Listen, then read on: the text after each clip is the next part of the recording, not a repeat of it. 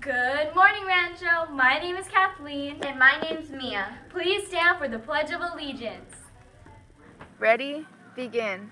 I pledge allegiance to the flag of the United States of America and to the republic for which it stands, one nation, under God, indivisible, with liberty and justice for all. Please be seated and stay tuned for the following announcements.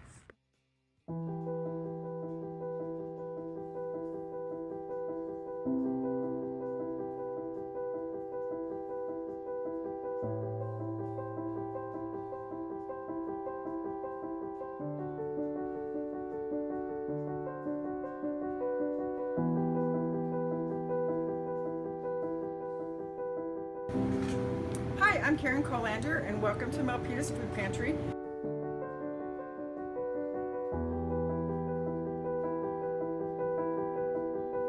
I just want to express our deep appreciation in all the kids do in helping to help us provide for the 4,000 people that we help every year at the pantry.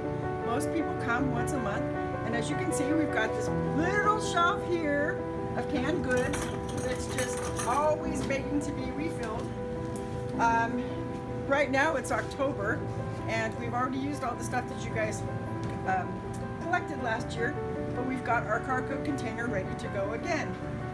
So we really do help so many people that are low income. We focus mostly on families with children, but we also have a lot of disabled people, seniors, fixed income. We serve a lot of working poor where people are working, but it's just so expensive to live here that it really does make a difference.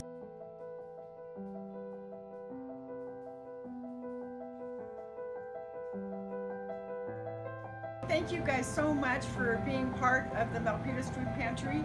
You guys help us so much, and you guys make such a big difference in the community. So thank you very much, everybody. Thank you so much. Love it.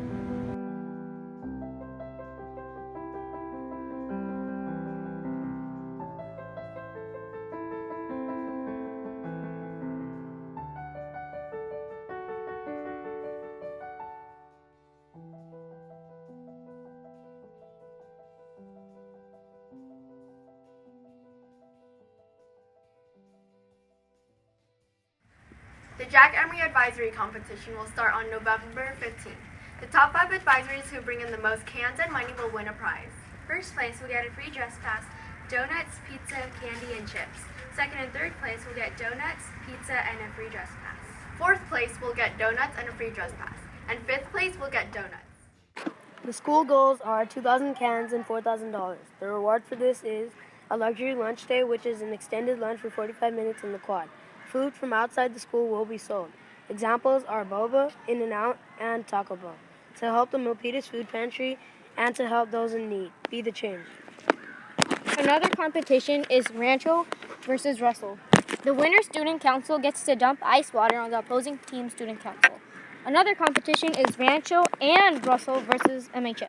The winners of the poster competition are third place, Abigail Gutierrez. Second place is Anna Hope. And first place is Virginia Flores. Congratulations to all the winners, and please come to room 35 for your prize.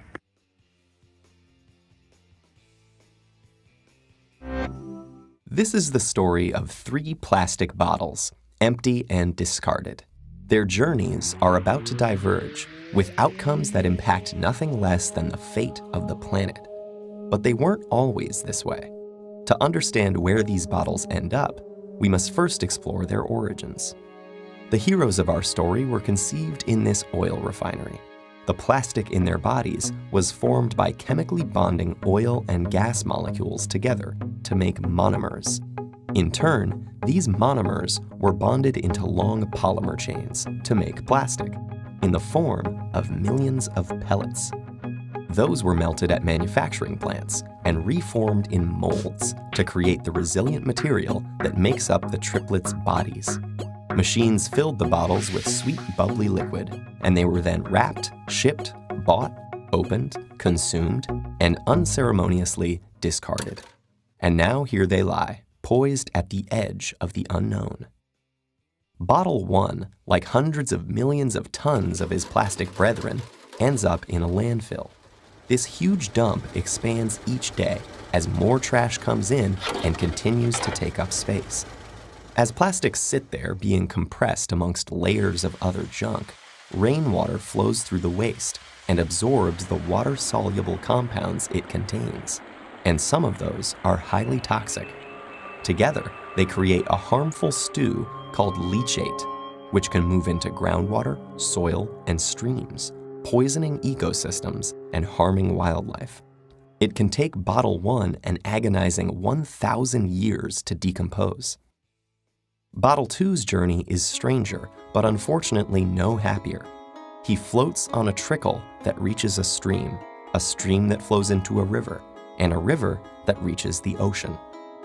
After months lost at sea, he's slowly drawn into a massive vortex where trash accumulates, a place known as the Great Pacific Garbage Patch. Here, the ocean's currents have trapped millions of pieces of plastic debris.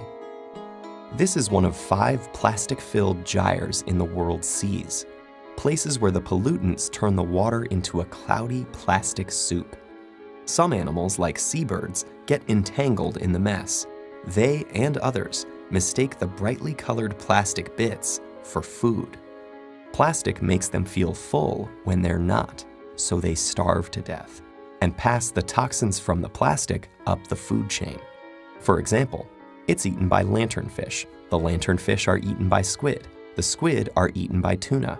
And the tuna are eaten by us.